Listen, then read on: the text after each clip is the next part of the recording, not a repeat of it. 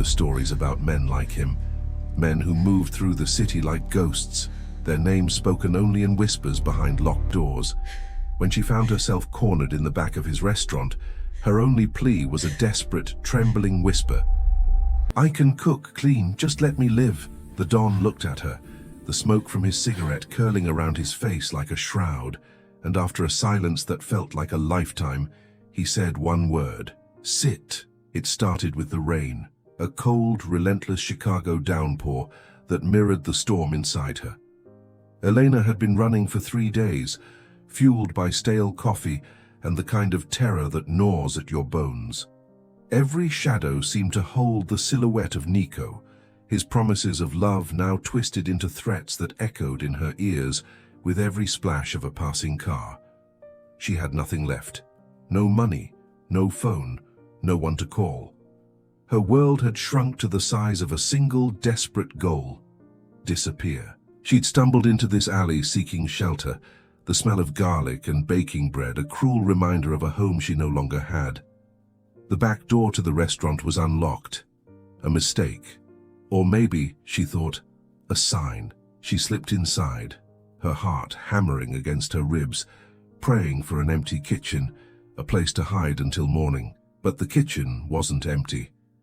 It led to a small, dimly lit dining room, furnished with a single heavy oak table. And at that table sat a man who seemed to be carved from the city's granite. He was immense, not in fat, but in presence. Broad shoulders filled his dark suit, and his hands, resting on the table, were scarred and capable. He wasn't looking at her, but she felt his awareness of her as a physical force, a shift in the room's gravity. 2 other men stood near the walls, silent and watchful. There was no escape. The air grew thick, heavy with the unspoken power that radiated from the man at the table. He didn't move for a long minute, simply studying the patterns in the wood grain as if she were nothing more than a draft. Finally, his eyes lifted. They were dark, weary, and held a depth of experience that made her feel transparent.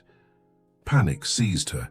She saw her entire miserable life flashing before her eyes, ending right here in this quiet, anonymous room. Tears she didn't know she had left began to fall. Words tumbled out of her, a frantic, pathetic bargain for her life. "Please," she stammered, the sound swallowed by the opulent silence. "I didn't see anything. I was just trying to get out of the rain. I can work, I'll do anything, I can cook, clean, just let me live." Her voice broke on the last word, turning into a sob. The man's expression didn't change. He reached into his jacket, and her breath hitched, her body bracing for the inevitable. But he pulled out a silver lighter and a cigarette. He lit it with a steady hand, the small flame illuminating the lines etched around his eyes. He took a long, slow drag, letting the smoke out in a deliberate plume. The silence stretched, each second a new layer of torment. Then his voice, a low rumble like distant thunder, cut through the quiet. "Sit." He nodded toward the empty chair opposite him. It wasn't a request. It was a command that left no room for argument. Trembling, Elena did as she was told, sinking into the chair, her mind reeling.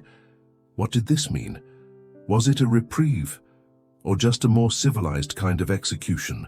He just watched her, his gaze unwavering, as if he were trying to read the story of every bruise, every fear that had led her to his door.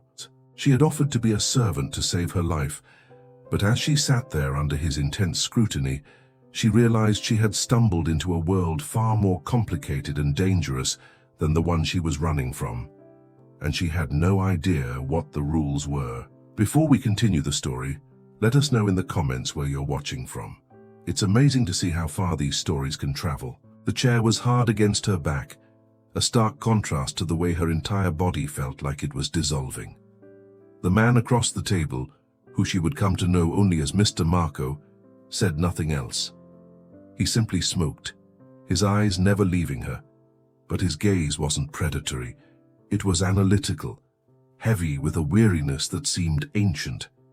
He was peeling back the layers of her desperation, looking for something specific. Truth? Weakness? She didn't know, The other two men in the room remained like statues, their presence a constant suffocating pressure. Eleanor's mind raced. Was this a test? Was she supposed to speak, to explain the series of bad choices and worse luck that had landed her here? She thought of Nico, his charming smile that hid a fist, and the debt he owed to people who didn't accept apologies. He'd told her he'd find her. He'd promised her that no one would hide her from him. Looking at the man across the table, she felt a strange, terrifying thought. Maybe Nico was wrong. Finally, after what felt like an eternity, Marco crushed his cigarette into a heavy crystal ashtray. The small, grinding sound was unnervingly loud in the stillness. He gestured to one of the men standing by the wall. "Leo, go upstairs, check the apartment, make sure it's clean." The man named Leo nodded once and disappeared through a door she hadn't noticed before. Marco's attention returned to her. "You're hungry," he stated. It wasn't a question. She hadn't eaten a real meal in days, and her stomach clenched in a painful knot at the mere suggestion of food. She could only manage a small, jerky nod. He pushed a heavy ceramic bowl of olives and a basket of bread toward her side of the table. "Eat." Her hands shook as she reached for a piece of bread, her movements clumsy. She was acutely aware of his eyes on her, watching her tear off a small piece and eat it like a feral animal. There was no pity in his expression, only a quiet, unnerving observation. He didn't want her story. He hadn't asked for her name, where she came from, or who she was running from. It was as if the details were irrelevant. Her plea, "I can cook, clean," was the only part of her identity that seemed to matter to him. He had accepted her bargain at face value. A life in exchange for labor. It was a primal, medieval kind of deal, struck in the heart of a modern city. The absurdity of it all was nearly enough to make her laugh, but the sound died in her throat, choked by fear. Leo returned and gave Marco a subtle nod. Marco then looked at her, his expression unreadable. "There is an apartment upstairs. It is small. You will stay there. You will cook for me and for my men when we are here. You will keep this place clean. You will not leave the building. You will not speak to anyone on the street. You will not ask questions. You do these things, you are safe. You break these rules." He didn't need to finish. The implication hung in the air, colder and sharper than the rain outside. He stood up, his large frame blocking out the dim light. "Leo will show you." And with that, he turned and walked toward the front of the restaurant, disappearing into the darkness without a backward glance. He had saved her life, and in the same breath he had taken it. She was no longer Eleanor, the woman running from a monster. She was now a ghost, a prisoner in a gilded cage, owned by a man whose silence was more frightening than any threat she had ever heard. What kind of safety had she just purchased, and what would be the ultimate cost? The apartment was sparse, but immaculate. A small bed with a simple grey blanket, a tiny kitchen with gleaming steel surfaces, and a single window that looked out onto a brick wall. It was a cell, but it was a safe cell. Leo, a man with a perpetually grim face and a thick neck, showed her where the cleaning supplies were kept and explained the routine. The restaurant, Bellini's, was only used for private gatherings in the evening. Her days were her own, as long as she remained inside. Her work would begin after sunset. He handed her a key. "This locks your apartment from the inside, nothing else." The message was clear. Her privacy was guaranteed, but her freedom was not. He left, the click of the lock echoing in the small space. For the first time in days, Eleanor was alone and not in immediate danger. She sank onto the bed, the exhaustion hitting her like a physical blow.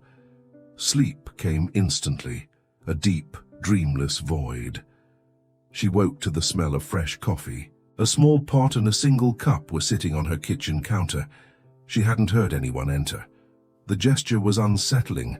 It was a provision, a kindness even, but it was also a reminder that she was under constant surveillance. Her life was now measured in these small anonymous interactions. She spent the day exploring her new prison. From the window, if she pressed her cheek to the cold glass, she could see a sliver of the street below. People walking, cars passing, a world moving on without her. The isolation was profound. She was a ghost in her own life, haunting the space above a silent restaurant. That evening she went downstairs. The main room was empty. In the kitchen she found it fully stocked. Prime cuts of meat, fresh vegetables, imported cheeses. It was a chef's dream. Her promise to cook was not just a desperate lie. It was a skill she actually possessed, taught to her by her grandmother. It was the one part of her old life she could still cling to. She decided to make something simple, a rich tomato sauce with sausage and peppers, something that smelled like home. The familiar rhythm of chopping onions and simmering garlic was comforting. It was a language she understood. As she cooked, men began to filter into the restaurant. They moved quietly, speaking in low tones. She saw Leo and a few other faces she didn't recognize. They all carried the same aura as Marco, a quiet intensity, a sense of purpose that made the air crackle. No one spoke to her. They ignored her presence completely, as if she were just another part of the kitchen fixtures. Then Marco arrived. The room seemed to fall into a deeper silence at his entrance. He didn't acknowledge her, but walked straight to the head of the large oak table. Eleanor finished the food, her hands trembling slightly as she plated it onto large platters. She carried them out to the dining room and set them on the table. Still, no one looked at her. She was invisible. She retreated to the kitchen, her heart pounding. She had held up her end of the bargain. What happened now? She stayed in the kitchen washing the pots and pans. The sounds from the dining room muffled. She could hear the low murmur of conversation, but couldn't make out the words. It was a world she was not privy to, a world she was now serving. After an hour, Leo entered the kitchen. He placed a plate of food on the counter for her, a generous serving of the meal she had just cooked. He also set down a small stack of cash. "For groceries, there's a delivery service. The number is on the fridge. You order what you need, someone else picks it up." He turned to leave, then paused. The boss said the sauce was good. It was the first piece of feedback, the first acknowledgement of her existence beyond a set of rules. It was a crumb, but to a starving woman, a crumb felt like a feast. But it also raised a terrifying question. What did it mean to please a man like Marco? Days bled into weeks, and a strange, silent routine took hold. Elena would wake, find coffee on her counter, and spend her daylight hours in the quiet solitude of her apartment. She'd read old paperbacks left on a dusty shelf, watched the sliver of life outside her window, and listened to the sounds of the city. Her world was four walls, but the constant hum of life outside reminded her that she was still part of it, even if only as an observer. In the evenings, she would descend to the kitchen and cook. She never knew how many to prepare for. Sometimes it was just Marco, eating alone at the big table, lost in thought. Other times the room would be full of men, their conversations a low, serious buzz that she learned to tune out. She became a master of invisibility. She moved through the space like a whisper, placing food on the table and clearing plates without ever making eye contact, without ever being acknowledged. She was a function, a utility, and in that, there was a strange kind of safety. Marco never spoke to her directly after that first night. His approval or disapproval came through Leo. The boss liked the risotto, or use less salt in the soup next time. Each message was a small piece of a puzzle she couldn't solve. Who was this man who commanded such loyalty and fear, who could decide a person's fate with a single word, yet cared about the amount of salt in his soup? He was a contradiction she couldn't reconcile. He was a man of immense brutal power, but his world was governed by a quiet order, a set of unspoken codes. The men who came to his table were not wild thugs. They were soldiers in a silent army, and he was their general.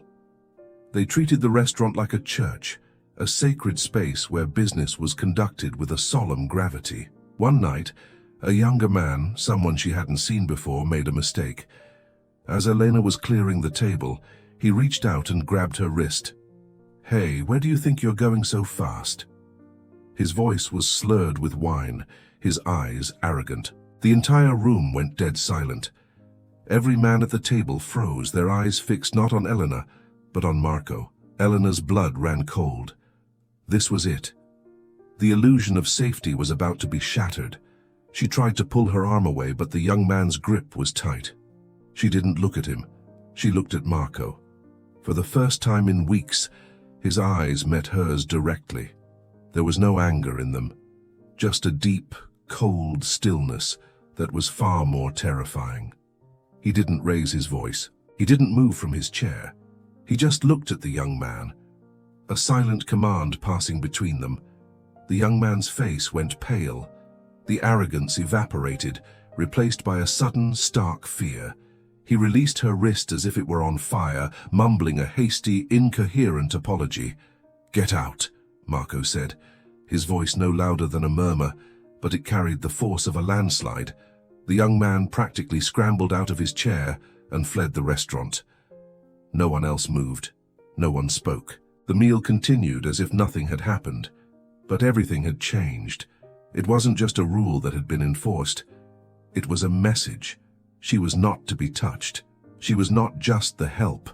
She was under his protection. The realization sent a shiver down her spine. It was a possessive, dangerous kind of protection, one she had never asked for. She belonged to this place, to him, and she had to wonder, was she being protected as a person or as a piece of property? The incident with the young man shifted something in the atmosphere. The other men, who had previously ignored her, now afforded her a wide berth. They wouldn't meet her eyes, but there was a new, subtle respect in their avoidance. She was an untouchable, a fixture of the boss's world, and that status came with its own invisible armor. But the armor felt heavy. Marco's silent act of protection had drawn a circle around her, and she wasn't sure if it was meant to keep others out or to keep her in. Her life continued in its monastic rhythm, but a new question began to haunt her quiet hours. Who was she becoming in this place? The fear of Nico had faded, replaced by a more complex, ambient anxiety. She was safe from her past, but what about her future? One afternoon, a sharp, frantic knocking echoed from the alley door. It was the first time she had heard anyone use that entrance during the day. Her instructions were clear: never open the door for anyone. She froze, her heart pounding. The knocking grew more insistent, accompanied by a muffled, panicked voice. She crept to the kitchen door and listened. It was Leo. "Open the door now!" His voice was strained, urgent. She hesitated. This was a violation of the routine, a crack in the carefully constructed order of her world. Breaking a rule, even at his command, felt like a risk. But the panic in his voice was real. She unbolted the door. Leo stumbled in, supporting another man who was bleeding heavily from his arm. His face was pale, his breathing ragged. "Get towels and whiskey. The good stuff from the boss's cabinet," Leo grunted, half carrying the man to a chair. Elena flew into action, her fear overridden by a sudden surge of adrenaline. She grabbed clean bar towels, pressing them against the wound, her hands quickly becoming slick with blood. Leo poured a generous amount of whiskey into a glass and forced it into the injured man's hand. He then took the bottle and doused the wound, causing the man to cry out in a pained hiss. For the next hour, she and Leo worked in a tense, silent partnership. She followed his instructions, cleaning the wound as best she could, her stomach churning at the sight and smell of the blood. She wasn't a nurse, but she had a steady hand. Leo, with a needle and thread from a hidden first aid kit, crudely stitched the gash closed. It was a brutal, ugly procedure, and through it all, she saw a side of this world she had been shielded from. The quiet meetings, the respectful silence, it was all built on a foundation of this, on violence. When it was over, the injured man was breathing easier, his color slowly returning. Leo gave him another glass of whiskey and spoke to him in a low, rapid Italian she couldn't understand. Then he turned to her. His usual grim expression was gone, replaced by something else, a grudging respect. "You did good," he said. "You've got nerve." He began cleaning up the bloody mess, but she took the rag from his hand. "I'll do it," she said, her voice steadier than she expected. "It's my job to clean." He looked at her for a long moment, then nodded. "Yeah, okay." Before he left with the injured man, he paused at the door. "Don't mention this to anyone. As far as the boss is concerned, this never happened." The warning was unnecessary. Omerta, the code of silence. She was learning the rules without ever being taught them. But the illusion of a quiet, orderly sanctuary was gone. She was living on the edge of a volcano, and she'd just seen the lava. How long could she survive here before she too got burned? The sight of the blood lingered in her mind for days. Every time she wiped down the gleaming kitchen counters, she could almost see the phantom stains. The quiet of the apartment, once a comfort, now felt charged with unspoken danger. She had been granted sanctuary in a world where men got hurt, where violence was a part of the job description. Marco's protection was not an act of charity, it was an extension of his control over his environment, and she was part of that environment. This realization didn't make her feel safer. It made her feel more like a possession, an object to be kept clean and functional, just like the restaurant itself. Her gratitude began to curdle into a quiet resentment. She was alive, yes, but was she living? She started testing the boundaries of her confinement in small, subtle ways. She would linger by the window a little longer, watching the women on the street, walking with their friends, laughing, free. She started reading the newspapers that were sometimes left behind, hungry for a connection to the world outside. She learned about local festivals, new movies, the mundane rhythms of a city she couldn't experience. The desire for a normal life, a life where she could walk in the sun without permission, grew into a painful ache. One evening, as she was preparing dinner, she overheard two of the men talking in the alley. Their voices were low, but the alley acted as an echo chamber. They were talking about Nico. Her Nico. Her blood ran cold. "Can't believe that psycho is still sniffing around," one voice said. "He was asking questions down at the docks.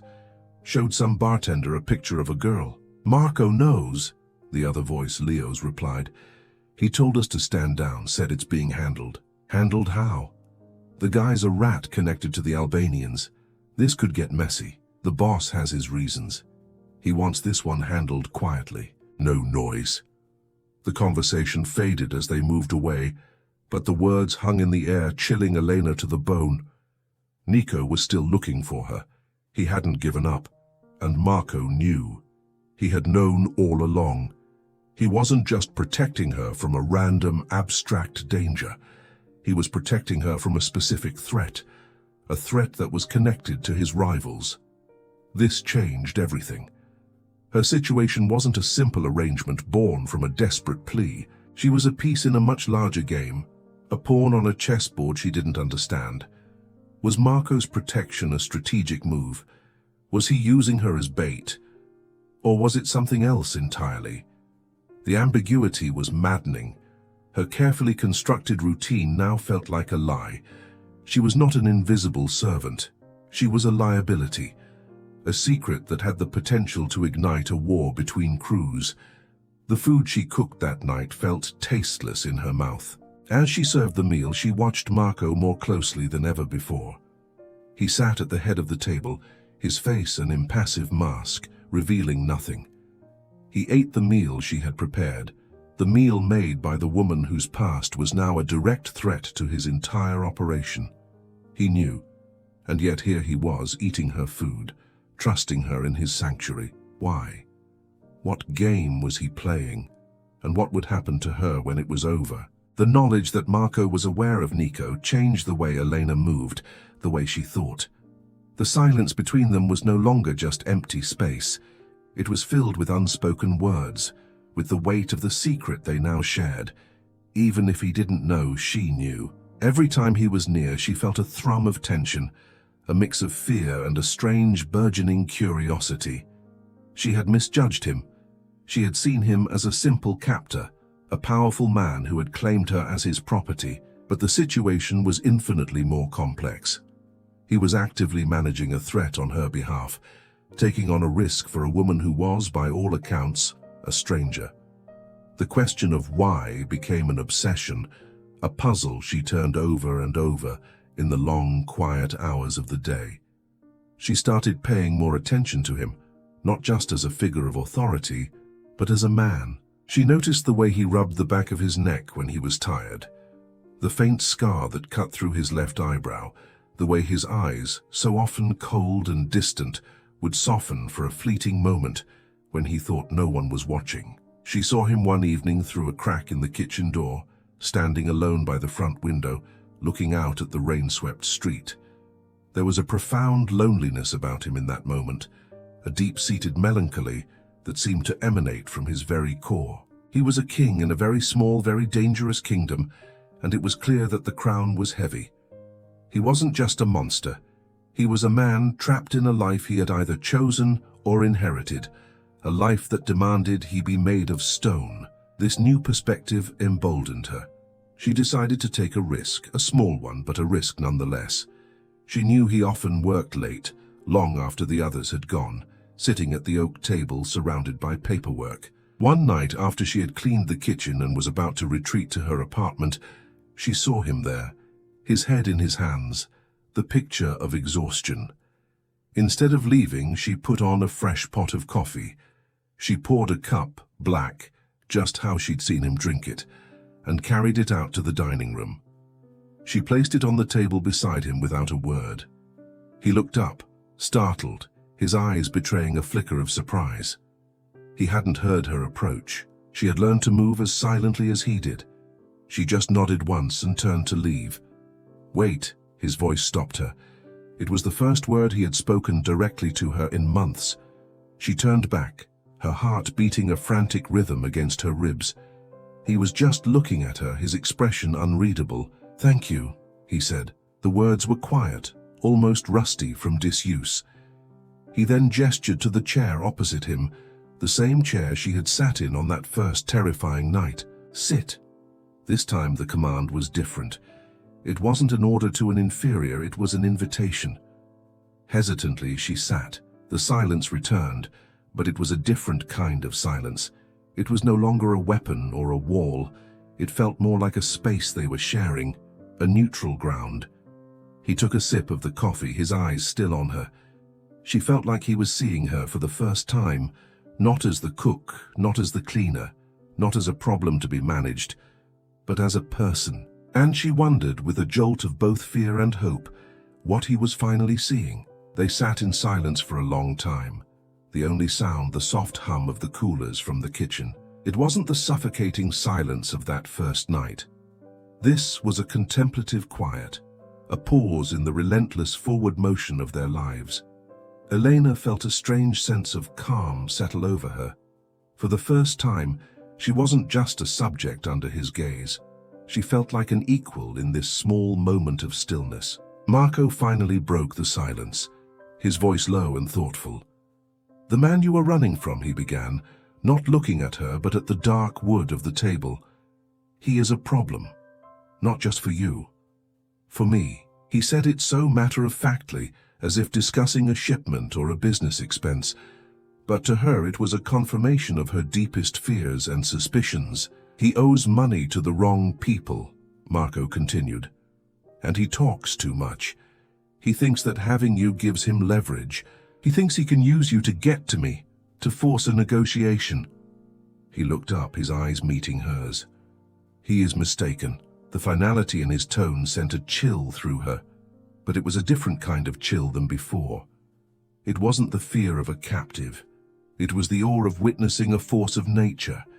He was explaining the dynamics of her survival, laying out the brutal calculus of his world. "Why are you telling me this?" she whispered, her voice barely audible. He took another sip of coffee, considering her question. "Because his noise is becoming a liability, and liabilities must be dealt with. I need to know if there is anything he has, any letter, any object, any information that connects you to him. Anything that could survive if he disappears." The question hung between them, stark and horrifying. He was asking for her help to erase a man from the world, a man who had hurt her, abused her, and terrified her. But a man, nonetheless. She thought of Nico, his easy laugh before it turned cruel, the brief moments of hope before they were crushed. He was a monster, but he was her monster, and now she was being asked to help orchestrate his end. "No," she said, her voice shaking but firm. "I left with nothing. There is nothing that connects us, nothing that anyone could ever find." Marco studied her face, searching for any hint of a lie. He seemed to find what he was looking for. He gave a slow, deliberate nod. Good. He stood then, the moment of shared confidence seemingly over. He was the boss again, and she was the help. As he walked toward the door, he paused. "You showed loyalty tonight, Elena." He had used her name. He had never used her name before. It was a small thing, but it landed with the force of a physical blow. It was an acknowledgement, a reward. "In my world," he continued, his back still to her, "loyalty is the only currency that matters. It is worth more than money, more than fear. Don't forget that."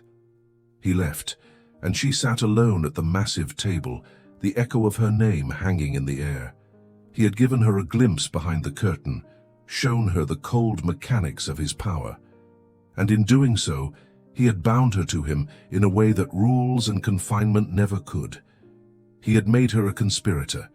What did loyalty to a man like Marco Bellini truly demand? And where would it lead her? In the days that followed their late-night conversation, the air in the restaurant felt different. Marco's use of her name had been a quiet earthquake, subtly restructuring the landscape of their arrangement. He still rarely spoke to her, but when their paths crossed, there was a brief, almost imperceptible nod of acknowledgement. It was a sign of inclusion, a silent signal to her and to anyone who might be watching that she was more than just staff. She was part of the inner circle, even if she stood on its furthest edge. This newfound status was both comforting and terrifying. She was no longer just hiding, she was complicit. Her silence was now an active choice, a pledge of allegiance. She had chosen her side. Leo's demeanor toward her softened as well. The grim-faced enforcer now met her with a flicker of something resembling a weary smile. One afternoon, he found her in the kitchen, staring at the brick wall outside her window. "You get tired of the view," he said, more of a statement than a question. She nodded, not turning around. "Sometimes." He was quiet for a moment. "The boss. He's not a bad man," Leo said, his voice unusually gentle. "He's complicated. He sees things other people don't. He saw something in you that first night. Guts. You didn't beg or cry hysterically. You made a deal. He respects that." Elena turned to look at him, surprised by his candor. "What did he see?" she asked quietly. Leo shrugged, a massive, eloquent gesture. "He sees survivors, because that's what he is. People like us. We don't get second chances. We just get to keep playing the game, one more day. He gave you one more day, and you've turned it into months. That means something to him." Leo's words gave her a new lens through which to see Marco, not as a don or a captor, but as a fellow survivor, albeit one who had mastered the brutal game she was just learning to play. It explained the weariness in his eyes, the immense weight of responsibility he carried on his broad shoulders. He wasn't just managing a criminal enterprise, he was responsible for the lives and livelihoods of everyone under his protection, including her. A few days later, the news came. Not through words, but through the atmosphere. The men who gathered at the restaurant that evening were somber, but there was a palpable sense of relief in the room. A tension released. They spoke in hushed tones, but she caught a name whispered once. Nico. And then, nothing. He was gone. Erased. Eleanor felt a complex wave of emotions. There was no grief, but there wasn't joy either. There was just a profound and unsettling emptiness. The monster who had haunted her for so long had been vanquished, but not by her. His removal was a transaction, a business decision made by the man who now owned her safety. She was free of her past, but the price of that freedom was a chain to her present. That night, Marco sat alone at the table long after the others had left. He didn't have paperwork in front of him. He just sat, staring at nothing, a glass of amber liquid untouched by his side. Eleanor knew she should go upstairs, retreat to her silent apartment, but she didn't. She walked out of the kitchen and sat in the chair opposite him, just as she had done before. She didn't bring him coffee. She didn't say a word. She just sat with him in the heavy, loaded silence. After a long while, he finally looked at her, and in his eyes, she saw not the coldness of a killer, but the deep, aching loneliness of a man who makes the world safe for others, but can never truly be safe in it himself. And in that moment, she understood the true meaning of the loyalty he valued so much. It wasn't about obedience, it was about sharing the silence. Sharing the silence became their new ritual. Maybe once a week, after the restaurant had emptied and the city had quieted, she would find him at the table and she would sit with him. They rarely spoke. There was no need. The space between them filled with a mutual understanding, a recognition of the lonely paths that had led them both to this room. She learned the landscape of his moods through the subtle set of his jaw, the tension in his shoulders. He in turn seemed to find a quiet solace in her presence, a moment of peace in a life defined by conflict. Her fear of him had long since evaporated, replaced by a complex tapestry of respect, gratitude, and a fragile, unspoken affection. He was her protector, her keeper, and in a strange way the only person in the world who truly saw her. One cool autumn evening, the ritual was broken. Marco wasn't at the table.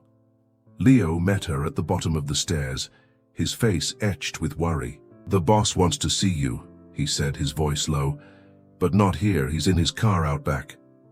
The instruction sent a jolt of alarm through her. Leave the building. It was the one rule she had never broken. It was the cornerstone of their agreement. "What's wrong?" she asked, her voice trembling slightly. "Just go," Leo said, his expression grim. "He'll explain." Her mind raced as she walked through the kitchen and pushed open the heavy alley door. A sleek black car was idling in the shadows, its engine a low purr. The back door opened as she approached. She slid in, her heart hammering.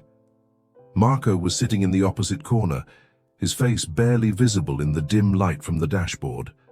The car pulled away smoothly, merging into the city's traffic. "Where are we going?" she asked, her voice tight with anxiety. "To see a doctor," he said, his tone flat. "A friend." He's discreet. "A doctor? I'm not sick." "No," Marco said, turning his head to look at her fully. In the passing streetlights, she could see a fresh, angry gash high on his cheekbone, and his right hand was wrapped in a crude, blood-soaked bandage. Her breath caught in her throat. The invincible, untouchable man was hurt. For the first time, she saw his vulnerability. The violence he orchestrated for a living had finally touched him directly. "It's nothing," he said, dismissing her concern with a wave of his uninjured hand. "A disagreement, but I need it looked at, and I can't go to a hospital." Too many questions. They drove in silence, the reality of his life laid bare before her. This was the price of his throne. Constant vigilance, constant threat. The doctor's office was in the basement of a nondescript brownstone. The doctor himself was an old man, with sad eyes and steady hands who asked no questions, simply nodding at Marco before getting to work. Marco had her wait in an adjoining room. She could hear the low murmur of their voices, the clink of medical instruments. She sat on a worn leather couch, wringing her hands, feeling utterly helpless. He was in pain because of the world he commanded, the world that now sheltered her. Her safety was bought with his blood. When he emerged, his hand was professionally bandaged, and the cut on his face was stitched and clean. He looked tired, but the mask of control was back in place. On the ride back, the silence in the car was different. It was her turn to be the anchor, the quiet presence in his moment of weakness. As they pulled into the alley behind the restaurant, he spoke. "No one can know about this, Elena. Not Leo, not anyone. They need to see that I am untouchable. Weakness, even for a moment, is a death sentence." He was entrusting her with a secret that could destroy him. Her loyalty was no longer a passive currency. It was now an active shield, and she wondered how heavy that shield would be to carry. Holding Marco's secret was a heavy burden. Every time she looked at the fading bruise on his cheek or saw him flex his newly bandaged hand, she was reminded of the thin line he walked between absolute power and utter ruin. Her role had evolved again. She was no longer just the cook or the confidant. She was the keeper of his vulnerability, the sole witness to the crack in his armor. This shared secret forged a new, more profound intimacy between them. It was a bond built not on words, but on the mutual understanding of what it costs to survive. He had trusted her with his life, and in return, she had given him her unwavering silence. The restaurant, once her prison, now felt more like a fortress they defended together. Her presence began to change the place, and him in subtle ways. She started adding small touches to the starkly masculine environment, a small vase of fresh flowers on a side table, a different kind of music playing softly in the kitchen. She learned his favorite meals and would have them ready on nights she knew would be long and stressful. These were small domestic acts, but in their silent world, they were declarations. They spoke of care, of home. Marco never commented on the changes, but he noticed them. She could see it in the way his eyes would briefly linger on the flowers, or in the rare, almost imperceptible softening of his expression when he tasted a dish he particularly liked. She was slowly, carefully bringing a sliver of light into his shadowy existence. One evening, Leo approached her with an unusual request. The boss's sister, Maria. It's her son's confirmation this Sunday. There's a party. Marco, he doesn't do family things, too much exposure. But he wants to send a gift, a proper one. He wants you to cook for them. Elena was stunned. This was a monumental step. To cook for his family meant she was being brought into the most private part of his world. It was a test of her skill, but more than that, it was a test of trust. He wants me to represent him, she asked, her voice barely a whisper. Leo nodded. He trusts you. He said, Elena knows what to do. She knows what tastes like home. The words hit her with unexpected force. She knows what tastes like home. In serving him, she had inadvertently recreated the one thing he seemed to have lost. She spent the next 2 days in a flurry of preparation, pouring all of her skill and heart into the food. She made lasagna from her grandmother's recipe, tender veal marsala, and trays of cannoli filled with sweet, creamy ricotta. It was more than just a meal. It was a message. It was her way of saying thank you, of honoring the trust he had placed in her. On Sunday morning, Leo loaded the insulated containers into a van. He was going to drive her to the house. She was nervous, her hands trembling as she put on a simple black dress, the first dress she had worn in almost a year. As she was about to leave, Marco appeared. He was dressed in a perfectly tailored dark suit, looking more like a CEO than a mob boss. He looked her over, his expression serious. You look nice, he said simply. He then pressed a thick envelope into her hand. For the boy. He met her eyes, and she saw a flicker of something she had never seen before. A deep, personal gratitude. Thank you, Elena. Going to his family's home felt like stepping into another dimension. Was this the final test of her loyalty, or the beginning of a life she never could have imagined? The house was in a quiet, tree-lined suburb, a world away from the grit and steel of Marco's downtown territory. It was a normal house, filled with the loud, joyous chaos of a family celebration. Children ran through the halls, aunts and uncles argued lovingly over wine, and the smell of Elena's food filled the air. Maria, Marco's sister, greeted her with a warm but wary embrace. She had Marco's dark eyes, but hers were filled with a vibrant warmth, not his weary caution. So you're Elena, she said, her smile not quite reaching her eyes. My brother, he doesn't talk much, but he's mentioned you. Elena's heart skipped a beat. He had spoken of her, to his family. She was introduced not as a cook or an employee, but simply as a friend of Marco's. The title felt foreign and impossibly precious. She spent most of her time in the kitchen, helping Maria and her aunt serve the food. They worked together easily, falling into the familiar rhythm of women who understand that a kitchen is the true heart of any home. They asked her questions, polite but probing. Where was she from? Did she have family in the city? She gave them vague, careful answers, sticking to the story she and Marco had implicitly agreed upon. She was alone, and Marco had given her a job. The food was a resounding success. The family raved, heaping praise on her. An elderly woman, the family matriarch, took Elena's hand, her touch surprisingly strong. "You have a gift, child," she said in thickly accented Italian. "You cook with your soul. Marco, he needs that." Elena felt a blush rise to her cheeks. She was an outsider here, a complete stranger, yet they were treating her with a cautious kindness. They knew who and what their Marco was. They lived with the shadow of his world, but here, in the sanctuary of family, they focused on the man. They told stories about him as a boy, mischievous, quiet, fiercely protective of his little sister. Eleanor listened, mesmerized, piecing together the fragments of the man from the boy he used to be. She saw him not as a don, but as a son, a brother, an uncle. As the party wound down, Maria found her packing up the leftover containers. "He's never done this before," Maria said quietly, leaning against the counter. "Sent someone in his place. He always just sends money, an envelope, impersonal." She looked at Elena, her gaze direct. "He's different since you've been around, softer. I hear it on the phone. Whatever you're doing, thank you. You're giving us back a piece of our brother." The words were a revelation. She wasn't just an employee or a protected asset.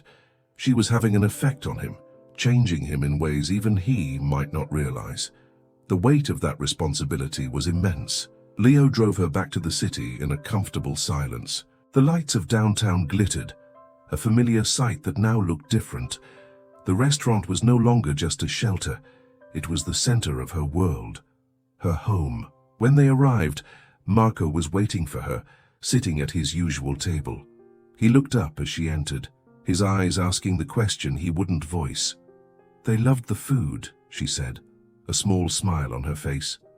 "Your mother said I cook with my soul."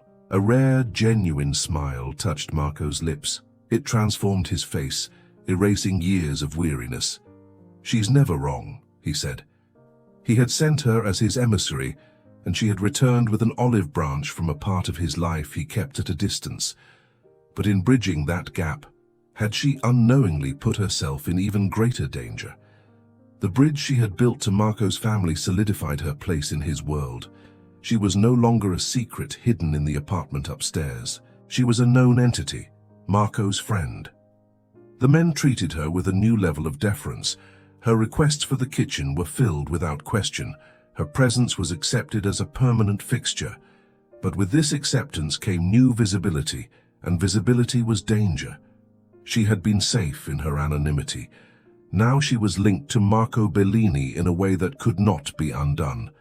If his enemies wanted to hurt him, they now had a new target. The thought was a cold knot in her stomach, but she pushed it down.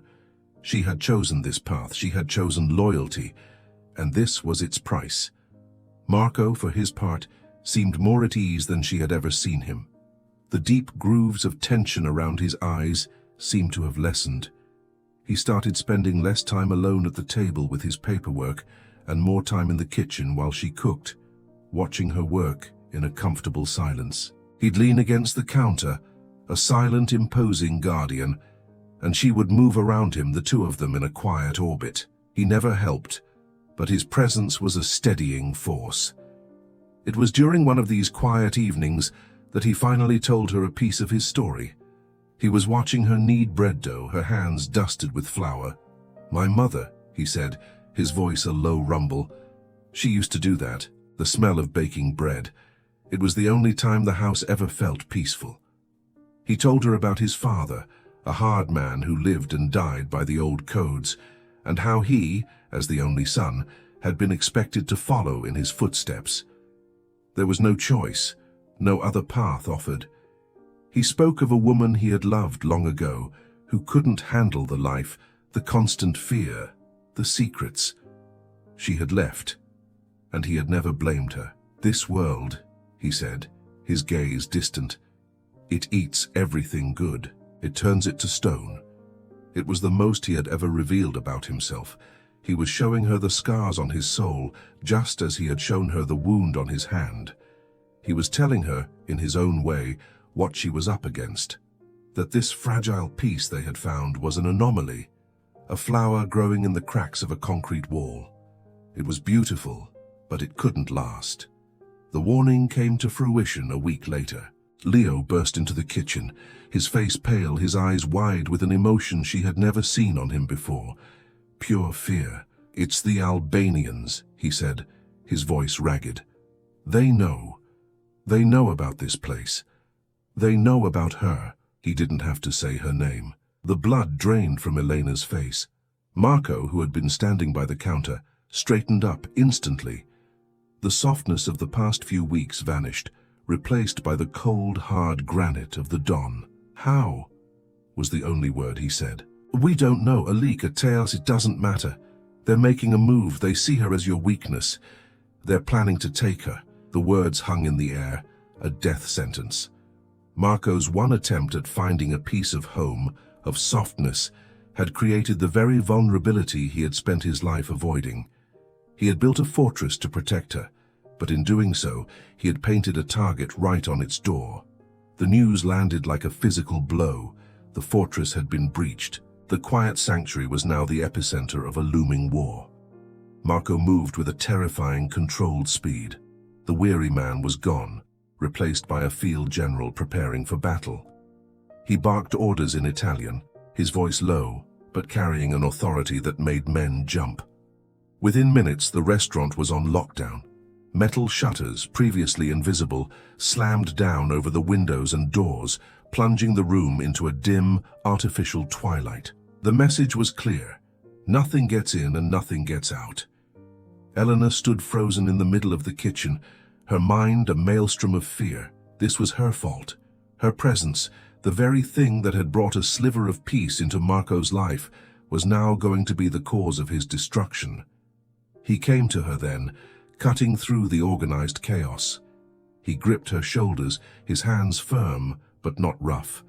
He forced her to look at him, his dark eyes boring into hers. "Listen to me," he said, his voice intense. "This is not your fault. This is my world. These are my enemies. I brought you into this, and I will get you out of it." His words were meant to reassure, but they only heightened her sense of dread. He was willing to risk everything, his life, his men, his entire operation for her. She who had come to him with nothing but a desperate plea to live. He turned to Leo. "Take her upstairs. Stay with her. No one gets through that door unless it's me. Do you understand?" Leo nodded, his hand already on the gun tucked into his waistband. He led her toward the stairs, and as she looked back, she saw Marco surrounded by his men, their faces grim, their hands holding weapons that had appeared as if from nowhere. The quiet restaurant had transformed into an armory. Upstairs in the small apartment that had been her entire world, the silence was deafening. Leo stood guard by the door, a silent, grim statue. Eleanor paced the floor like a caged animal. Every creak of the building, every distant siren sent a fresh wave of terror through her. She was waiting for a battle to begin, a battle over her. The hours crawled by. The artificial daylight from the lamps began to feel suffocating. There were no sounds from downstairs. The silence was worse than shouting, worse than gunfire. It was the silence of anticipation, the deep breath before the plunge. She thought about that first night, how she had offered to cook and clean in exchange for her life. A simple bargain. How had it come to this? How had a simple act of survival spiraled into a war between criminal empires? Sometime after midnight, she heard footsteps on the stairs. Leo tensed, his hand going to his weapon. The footsteps were heavy, weary. They stopped outside the door. A soft knock. "It's me," Marco's voice said. Leo opened the door, and Marco stepped inside. He looked exhausted. The fine suit was rumpled, and there was a smear of grime on his jaw. But he was unharmed. "It's over," he said, his voice heavy with fatigue. "It's been handled." He didn't offer details, and she didn't ask. The how didn't matter. The quiet finality of his words was enough. The threat was gone. But as she looked at him, at the immense toll the night had taken on him, she knew that something had irrevocably broken. The peace was shattered. As long as she was here, she would always be his weakness, and she loved him too much to be the cause of his downfall. The aftermath of the crisis was a heavy, oppressive quiet. The lockdown ended, the shutters were raised, but the sense of sanctuary was gone, replaced by the cold reality of what had almost happened. Marco had won. He had protected his territory and neutralized the threat. But it had come at a cost. He was more distant than ever, the wall between them rebuilt, thicker and higher than before. The shared silences were no longer comfortable, they were fraught with the things they couldn't say. He knew, and she knew, that their fragile world was unsustainable. She was a liability he couldn't afford, and he was a danger she couldn't escape. Her love for him was now inextricably tangled with the knowledge that she was endangering him. She couldn't live with that. She had to make a choice, not for her own survival, but for his. She waited a week of agonizing, unspoken goodbyes. She cooked his favorite meals, kept the restaurant gleaming, and watched him from afar, memorizing the lines of his face. She was engraving the memory of this man, this strange, brutal and gentle man who had saved her life in more ways than one. Then one night after the restaurant was empty, she came to him at the table. She didn't sit down. She stood before him, her hands clasped tightly to stop them from shaking. "I have to go," she said, her voice quiet but firm. He looked up at her, his face an impassive mask, but his eyes held a deep, familiar sorrow. He didn't act surprised. Perhaps he had been waiting for this. "He'll find you," Marco said. "Not Nico. Someone else. There would always be someone else. The world outside isn't safe for you anymore. Staying here isn't safe for you," she countered, her voice breaking slightly. "As long as I'm here, I'm a weapon your enemies can use against you. I won't be that, I can't be." He was silent for a long time, studying her face. He seemed to understand that her decision was not born of fear, but of love, a fierce, protective love that mirrored his own. It was the ultimate act of loyalty she could offer him. To leave. He finally gave a slow, reluctant nod. "Where will you go?" "I don't know. Somewhere quiet. Somewhere no one knows my name. I'll start over. So I'm good at that." He stood up and walked to a safe hidden behind a painting. He took out a thick envelope and a set of keys. He placed them on the table. "This is a new identity. Passport, driver's license, everything you need. The keys are to a car parked a few blocks away. The envelope has enough money that you'll never have to be scared or hungry again." It was a clean break, a new life, paid for in full. Her throat tightened. She looked from the package on the table to the man standing before her. She had come to him with nothing, and he was sending her away with everything.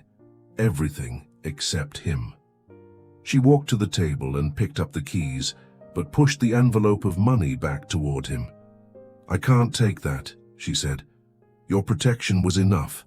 You gave me back my life. I won't take your money too." She turned to leave, to walk out of his life forever. But as she reached the door, she heard his voice, rough with an emotion he couldn't hide. "Elena!" She stopped, her back to him, unable to turn around. "Stay." It wasn't an order this time. It wasn't the command of a don. It was a plea, a desperate, broken plea from a lonely man who had finally found a home, only to watch it walk out the door. The choice was hers, a life of freedom and anonymity, or a life of danger with the only person she had ever truly loved. She stood at the door, her hand on the cold brass knob, the keys to a new life heavy in her pocket. Behind her, his plea hung in the air, a raw, exposed nerve. Stay. It was everything she wanted to hear, and everything she knew she should ignore. To walk away was to be free, to be safe. To turn around was to choose a life in the shadows, to accept the constant threat of violence, to bind her fate to his forever. But a life without him, what kind of freedom was that? It was just another form of emptiness, another apartment with a window looking out on a world she wasn't a part of. She had been a ghost for so long, first running from Nico, then hiding in this restaurant. But here, in this dangerous, complicated world, she had finally started to feel real. He had seen her. He had given her a name, a purpose, a home. Slowly, she turned around. Marco was still standing by the table, his face etched with a vulnerability she had seen only once before. The mask was gone. In his eyes she saw not the feared Don, but the man who sat in silence, the man who remembered his mother needing bread, the man who carried the weight of his world on his shoulders, and did it alone. He wasn't asking her to be his prisoner. He wasn't asking her to be his cook. He was asking her to be his partner, to share the silence, to share the burden, to share a life. She walked back to the table and placed the car keys down next to the envelope of money. She looked him in the eye. Her decision made. "Okay," she whispered. The single word was a vow. A wave of relief washed over his face, so profound it was like watching a statue come to life. He closed the distance between them in 2 long strides. He didn't touch her. He just stood before her, his presence a shield. "It won't be easy," he said, his voice low. "It will be dangerous. I can't promise you a normal life." "I haven't had a normal life in a very long time," she replied, a small watery smile on her lips. "I don't need normal. I just need this." Their world was a restaurant that served as a fortress. Their family was a crew of loyal but dangerous men, and their future was a path shrouded in uncertainty, but it was theirs. Together, he finally reached out, not to grab her or command her, but to gently cup her face in his large, scarred hand. His touch was warm, steady. It was a promise. In the quiet of the empty restaurant, in the heart of a world built on fear and power, 2 survivors found their unlikely sanctuary. Not in a place, but in each other. They had both been running, in their own ways, for their entire lives, but now, finally, they were home. The story of the woman who traded her servitude for her life became a quiet legend in their world, a testament to the Don who ruled not just with fear, but with a hidden, fiercely protective heart. They learned that sometimes the safest place to be is in the eye of the storm, and that the greatest strength is found in choosing to stay. What do you think Elena's greatest act of loyalty was? Her decision to leave to protect him, or her decision to stay to support him? Let us know your thoughts in the comments below. And if you enjoy stories about the quiet strength found in unexpected places, make sure to subscribe and turn on notifications for more.